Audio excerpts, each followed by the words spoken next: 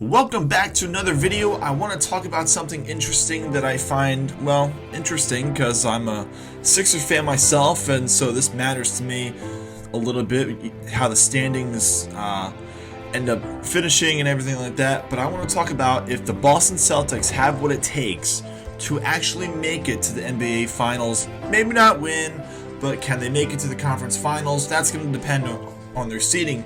But this team has been one of the most hottest teams in the entire league for what seems to be the past month or so, and I'm talking win after win after win. Now, they did recently lose to the Mavericks during the Celtics celebration to retire Kevin Garnett's number, and then they got blown out by the Pacers a little while ago, and then lost by 1 point to the Pistons. Now, if you're looking at the roster, it hasn't changed that much, which bears the question of what's going on. Is it coaching? Is it just players taking that next step forward? And I think that is what it is.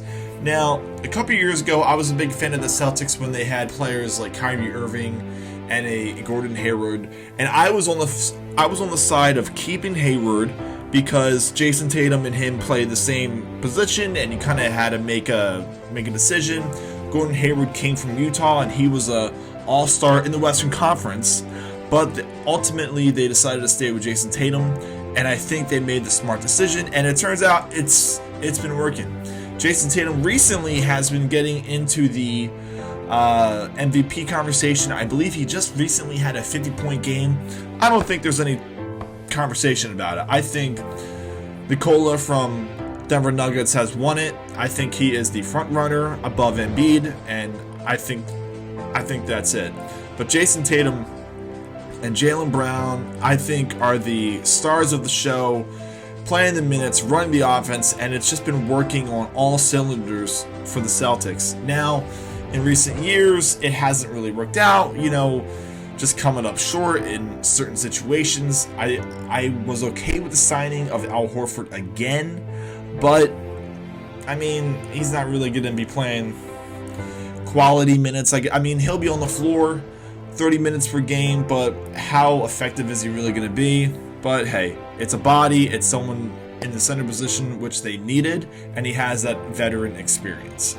Now, when you're looking at Jayson Tatum and Jaylen Brown, they've been together for a couple years now. Jaylen Brown is more of the defender, but he's still averaging over 20 points per game, and Jayson Tatum is just under 27 per game. But I think Dennis Schroeder signing to pair with Marcus Smart has been a big deal. Just being able to run the offense and not having, because you look at a player like Marcus Smart, you want someone that can push the offense, that can defend, and that's something that he can do, as well as steal the ball. Now, when you're looking at the standings in the specific Atlantic Division, Boston Celtics are only a game and a half behind the Sixers. They're currently in the 5th seed in the overall conference, and I think that's probably going to be where they stay. I don't think much is going to change. I don't think the Sixers and the Bucks and the Heat are going to fall off. They might switch with the Bulls, but I think 5, maybe 4 is where they're going to stay. And so we'll have to see where they play, where they seed and who they're going to play in the first round, and that's going to determine if they're going to move on to the next round or not.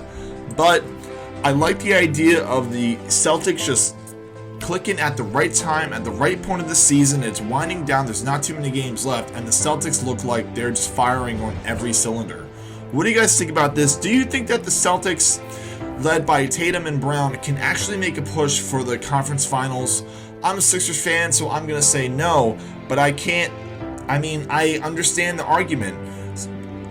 The team hasn't changed much, but it just seems like that whole team has elevated their game, and it's hitting at the right time.